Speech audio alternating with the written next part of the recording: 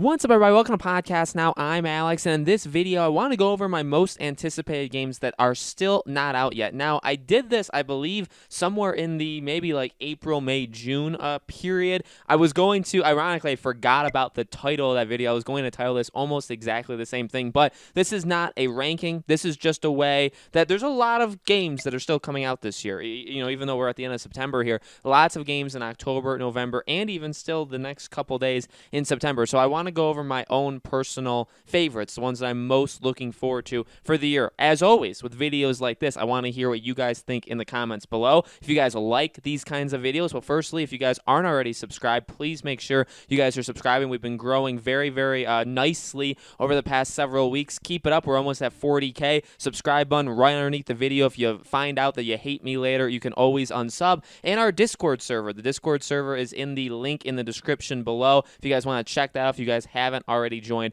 our Discord, growing also very nicely and lots of really amazing people there. All right, now that the advertisements are out of the way, let's get into this video. So I'm going to kind of go in order. I know I've said this before. People say in live streams, you know, what's your most anticipated, and I find it hard to do a ranking, to do like a top 5. I don't even know how I did it before, and honestly, I don't even remember my order back then, which is kind of fun that I don't even want to know. So I'm not going to necessarily rank them, but I'm just going to go in order for when they release. If I miss one, that's probably then because it doesn't make my list. So Mafia is probably, and I'm going to kind of rocket through these because I do have actually, my wallet is going to be crying by the end of this year. Let's just say that. Mafia Definitive Edition obviously comes out this Friday. I'm so pumped. I probably would say this is like a top 3, maybe even like a top 2 game in my mind. I think that it has all of the right things where at the end of the year, I could be saying, you know, is this my game of the year? My game of the year is still Final Fantasy VII. I know people ask me that, you know, what's your favorite game this year? Final Fantasy VII's remake is still my favorite game. Doom Eternal was a really, really good game. Ghost of Tsushima, even The Last of Us Part 2, don't get crazy out there for different, you know, parts of The Last of Us Part 2. But I think Final Fantasy VII is still my favorite. But Mafia, honestly, I think could pass it depending on how it does. It needs to be absolutely incredible to beat it, but I think it has a chance. Next up is the tag team, the duo of Star Wars and Crash, two of some of my childhood favorite things.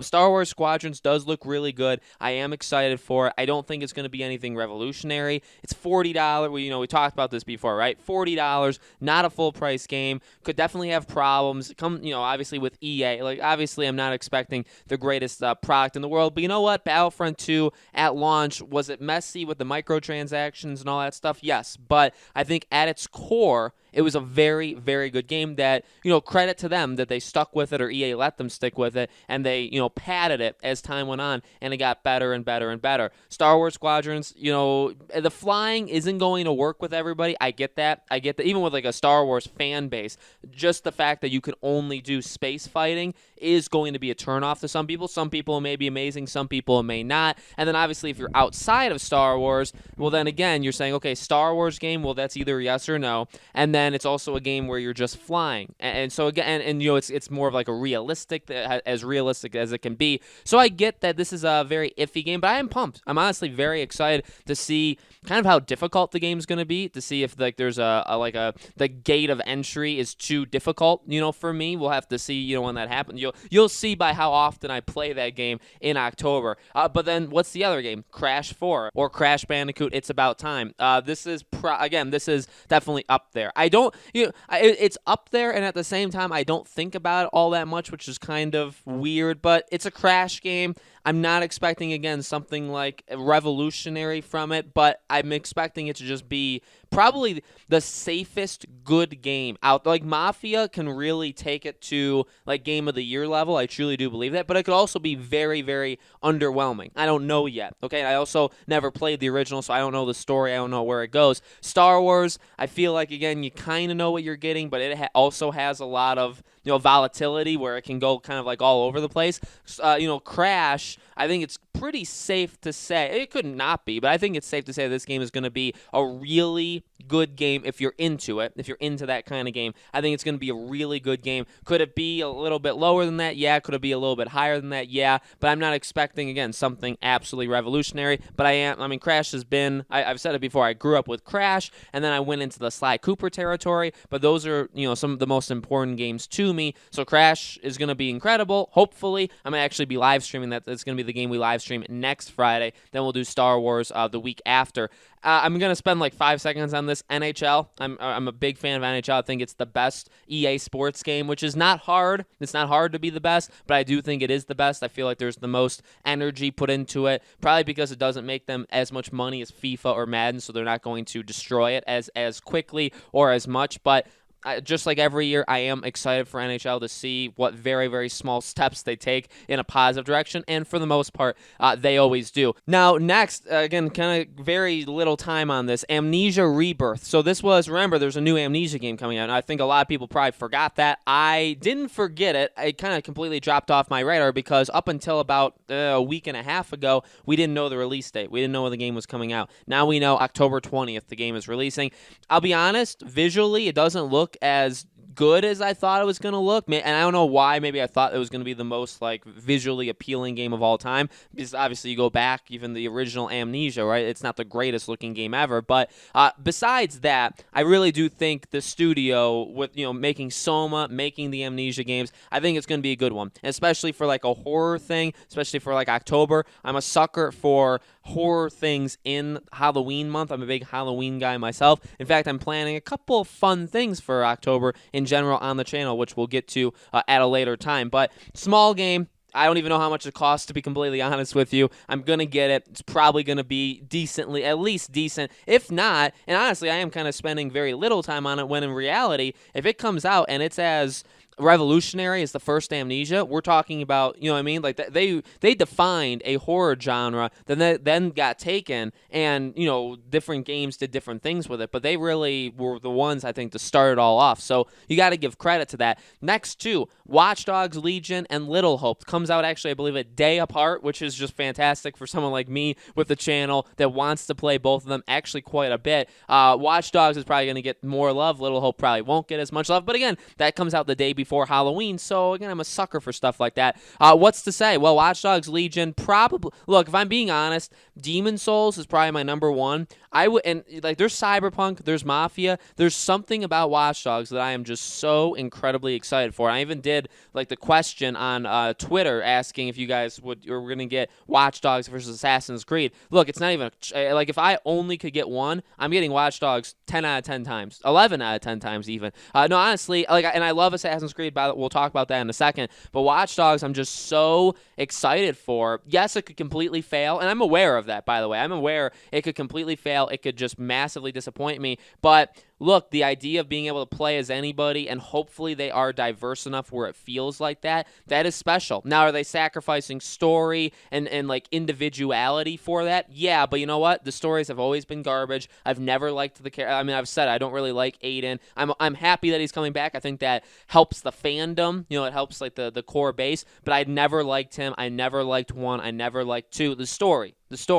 So I really don't care if it's bad in Legion. All I care about is the mechanic, what they're trying to do different, and what they're trying to really put their stamp on. Is that good? And if it is, then Watch Dogs wins for me. Okay, I mean, I would just say it's a solid game just for that. So we'll see, but that game I think has a lot of potential. Little Hope, well, I'm not sold on it. In fact, I'm only interested in it because it is such a shaky thing that can go one way or the other. And I feel like of all the games I'm talking, even like Star Wars Squadrons, I think I'll generally like. Little Hope has, I think, the most potential to go either way. It could be closer to Until Dawn territory. It could also be worse than Man of Medan and just be like, okay, not necessarily worse, but where it's like, okay, you guys are literally repeating the same thing over and over and something like that. So while I am excited for it, I am getting it day one. I'm going to play it. I'm going to make tons of videos, all that stuff.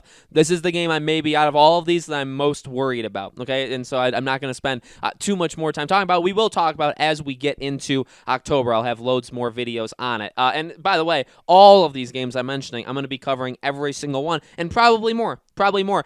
November. Okay, well, let's just go really quickly. Demon Souls, yes, please. Miles Morales, yes, please. Demon Souls, I am looking forward to more, right? We talked about that in a ranking video. I mean, Demon Souls has sold me. Miles Morales looks, I mean, what can you really say? It looks absolutely incredible. It's going to be short. That's a little worrisome. We'll see how much value is in it. But, I mean, it's Spider-Man. Spider-Man was a fantastic, one of the better games. I don't think it was the best game, but I do think it was one of the better games of 2018. And I think Miles Morales is, maybe this one is the most safe, where you just know, okay, it's going to be at a high level, okay? So, amend what I said earlier about Crash, add Miles, even maybe add Demon Souls to it. Cyberpunk, yes, please. Assassin's Creed, yes, please. Cyberpunk is definitely I'm more into than Assassin's Creed. Cyberpunk is probably like a top 2, top 3 game I'm looking forward to. There's not much you can say about it. I'm just so excited to see if they could pull it off again. That's pretty much the base, right? And I think that's kind of what everybody's thinking of. Obviously, brand new world, brand new characters, brand new everything, even mechanics and how the game works. But can CD Projekt Red do it again? I think is probably on the top of everybody's mind, and I think honestly they will. I really do think they'll be able to do it. So, and Assassin's Creed, look, it looks good. It's just a step up. It's nothing revolutionary. It's just a little bit better than Odyssey in terms of just what I'm sensing from it. I'm getting it. I'm ready to play it. My wife's ready to play it. We're good there. I could be forgetting some in November, but at the same time, if I am forgetting them, it may just mean that I'm not actually going to buy them. I know Yakuza comes out. I do like Yakuza. I've played Yakuza in the past. It's just, I mean, I'm spending like thousands of dollars. I don't know if I can kind of sell the fact that, to get Yakuza as well. And then there's really just one more to me, and it's Immortals Phoenix Rising early December. Now, again, I could be missing more games in December, but this game, look, everybody's saying it. I mean, it's a ripoff. It's literally a ripoff of Zelda, and it's doing it in like an Assassin's Creed kind of way, but at the same time, everybody seems that have played it. Everybody seemed to have liked it quite a bit. I like it. I mean, as soon as again, sometimes visuals, how the game looks is enough to immediately get me in. It normally gets me with indie games, not always with like bigger budget games, but I love the art style of Breath of the Wild. I love, just the kind of shading that they're doing. So seeing Immortals Phoenix Rising immediately sold me on it. And then seeing the gameplay, it's like, yeah, it is stolen. It is literally taken from it, but obviously, they're going to do their own things. It is a Ubisoft title, so it's going to be a little bit different. And again, a lot of people are saying it's also like Assassin's Creed as well.